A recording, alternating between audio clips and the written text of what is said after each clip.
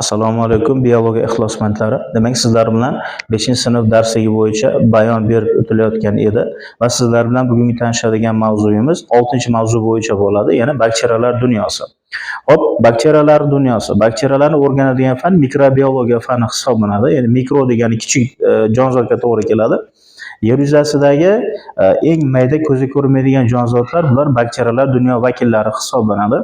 Va bakteriyalar kelib chiqishi bo'yicha ham birinchi kelib chiqqan dunyo vakillari bular bakteriyalar hisoblanadi. Bakteriyalar hujayraviy holatiga ko'ra prokaryotlar katta dunyosiga mansub bo'ladi. Shakllangan yadro mavjud emas va prokaryotlarni biz oddiy ko'z bilan ko'ra olmaymiz, lekin uning to'plamini ko'rishimiz mumkin. Bakteriyalar to'plami klon, koloniya deb ataladi. Biz bakteriyadan klon, ya'ni koloniya yaratish uchun asosan dastlab sterillangan petri idishidan foydalanamiz va petri idishiga bakteriyalar ko'payadigan ozuqa, ya'ni agar-agar moddasini solamiz. Natijada bakteriyalar u muhitga ekilganda bakteriyalar agar-agar bilan oziqlanib turib, uning ichida juda ham ko'plab koloniyani hosil qiladi va o'sha suyuqlikning ustida oq pardani ko'rishimiz mumkin. O'sha oq parda bakteriyalarning kloni to'plami hisoblanadi. Demak, bakteriyalarning tuzilishi bo'yicha gaplashib ketadigan bo'lsak, bakteriyalar shakliga ko'ra 3 xil bo'ladi. Ya'ni sharsimon bakteriyalar kok deb ataladi. Tayoqchasimon bakteriyalar batsilla deb ataladi. Buralgan, ya'ni vergulsimon bakteriyalar vibrionlar deb ataladi va spiralsimon bakteriyalar spirallar deb atalishi mumkin. Shu holatda joylashgan, to'rt xil holatda joylashgan bo'ladi. Hop, bakteriyalarimiz yashash uchun, qulay ko'payish uchun ozuqa, harorat, namlik yetarli bo'lishi kerak.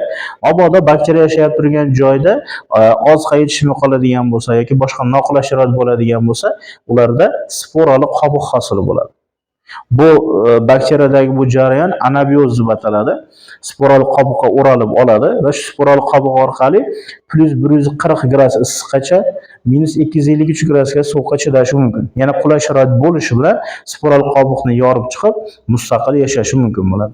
Bakteriyalarning hujayrasi tashqi tomondan mureyn qobiq bilan tashkil topgan, mureyn qobiqdan tashkil topgan. Mureyn esa tarkibi o'sha sellulozaga yaqin, ya'ni polisaxariddan tashkil topgan bo'ladi. Endi sizlar bilan bakteriyalarning turlari bo'yicha gaplashib ketadigan bo'lsak, bizga ma'lum bo'lgan foydali bakteriyalar 3 ta guruhga bo'linadi. Achituvchi bakteriyalar, chirituvchi bakteriyalar va tugunak bakteriyalar. Birinchi bo'yicha ketadigan bo'lsak, achituvchi bakteriyalar. Bu bakteriyalar asosan kislorod bo'lmaydigan, ya'ni anaerob sharoitda yashashga moslashgan organizmlar hisoblanadi va bu bakteriyalar faoliyatidan biz silos bostirishda, karam, konservalarni berkitishda, sut mahsulotlarini tayyorlashda, pishloq mahsulotlarini tayyorlashda, terilarni oshlashda ko'proq foydalanishimiz mumkin bo'ladi va biz ko'p o'sha hayotda foydalanganimiz sutdan qatiq olish jarayoni. Va bu jarayonda bizga bir turdagi bakteriyalar kerak bo'ladi. Uning nomi tomizg'i bakteriyalar. Hop, tomizg'i bakteriyalar nima o'zi? Sut tarkibidagi uglevodlarni sut kislotagacha parchalab beruvchi bakteriyalar guruhi, demak, tomizg'i bakteriya deb ataladi. Hop, bu jarayon qanday kechadi? E'tibor berib turamiz. Sut tarkibida quyidagi uglevod mavjud, ya'ni sut oqsili deb ataladi. Bu laktoza. Laktoza. Sut shakari deb ataladi laktoza. Hop, laktoza sut tarkibida bo'ladi va tomizg'i bakteriyalari bu laktoza bilan oziqlanib, dastlab uni glyukozaga parchalab beradi. Glyukoza. Keyinchalik esa glyukoza sut kislotaga parchalanadi. Sut kislotaga parchalanadi va mana shu sut kislota o'sha sutdan qatiq olish jarayonida kerak bo'ladigan mahsulot mana shu sut kislota hisoblanadi. Xuddi shu jarayon tomizg'i bakteriyalar ishtirokida amalga oshadi. Yoki mana bankalar berkitishda, karam konserva berkitishda ham ko'proq mana shu bakteriyalar faoliyatidan foydalaniladi va agar e'tibor bergan bo'lsangiz, konservalarni berkitishda, pomidor, bodring mahsulotlarini berkitishda ko'proq sho'r suvdan foydalanamiz. Buning sababi sho'r suvda achituvchi bakteriyalar juda ham yaxshi ko'payadi va mana bu sut kislotani juda ham ko'plab ishlab chiqaradi. Bu sut kislota qancha ko'p bo'lsa, mahsulot shunchalik yaroqli bo'ladi, ya'ni mahsulot shunchalik chirimaydi. Mahsulot chirimasligini mana shu sut kislota ta'minlab berishi mumkin bo'ladi. Demak, keyingi bakteriya turimiz bu chirituvchi bakteriyalar. Chirituvchi bakteriyalarimiz kislorodli, ya'ni aerob sharoitda hayot kechirishga moslashgan.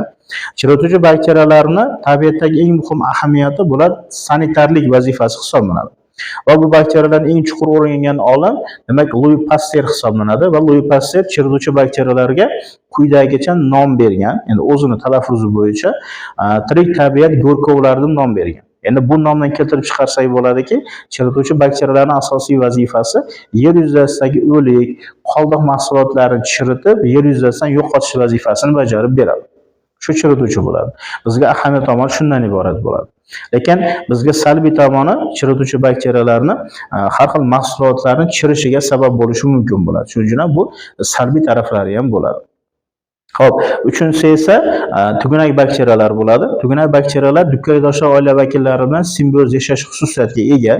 Simbioz bu hamkorlikda yashash degan ma'noga to'g'ri keladi va simbioz yashovchi organizmlarda har ikkala tur ham bir-biridan foyda ko'radi.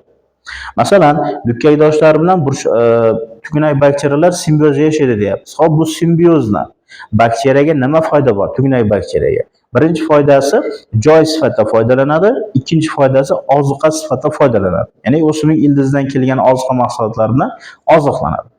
Bu munosabatdan o'simlikka nima foyda bor deyiladigan bo'lsak, tugunak bakteriyalar havoda tarqalgan azot gazini tuproqda to'playdi. Bu azot gazi tabiiy selitra degani. Ya'ni tuproqda qancha ko'p to'planadigan bo'lsa, o'simliklarning hosildorligi shunchalik yaxshi bo'ladi.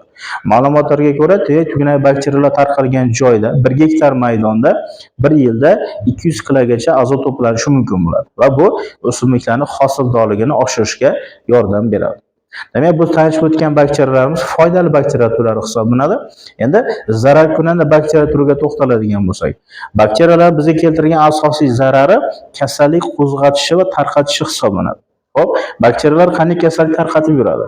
O'lat, vabo, chechak, sil kabi kasalliklar aynan bakteriya orqali kelib chiqishi mumkin bo'ladi. Ularning ko'pchiligi juda ham xavfli kasalliklar hisoblanadi. Agar bu kasalliklarning oldini olmaydigan bo'lsak, ya'ni karantin chora-tadbirga rioya qilmaydigan bo'lsak, yoppasiga tarqalib ketishi mumkin bo'ladi. Bu kasallikning yoppasiga tarqalishi epidemiya deb ataladi. Buni oldini olish maqsadida esa karantin qoidalariga rioya qilinadi. Hop, biz bakteriya orqali kelib chiqadigan kasalliklarga chalinmaslik uchun nima qilishimiz kerak? Eng samarali chora-tadbir oldindan emlanish bo'ladi. Ya'ni bu kasallikka qarshi oldindan emlanish eng muhim chora-tadbir. Bundan tashqari, ichadigan suvimiz toza bo'lishi kerak, oladigan havomiz nisbatan toza bo'lishi kerak. Toza havoni olish uchun esa ko'proq xonadonimizga archa, terak, qarag'ay kabi o'simliklarni ko'proq ekishimiz kerak. Sababi bu o'simliklar o'zidan fitonsid degan modda ishlab chiqaradi va bu modda havoda tarqalgan bakteriyalarni holsizlantirib, hatto o'ldirish darajasigacha olib keladi. Natijada biz oladigan havomiz nisbatan toza bo'lishi mumkin bo'ladi. Demak, mana shu bakteriyalarning salbiy, zararli tomonlari hisoblanadi. Demak, mana shu bakteriyalar dunyosi bo'ladi. Fikrlaringizni kommentariyada kutib qolaman. Keyingi darslarda ko'rishguncha salomat bo'ling.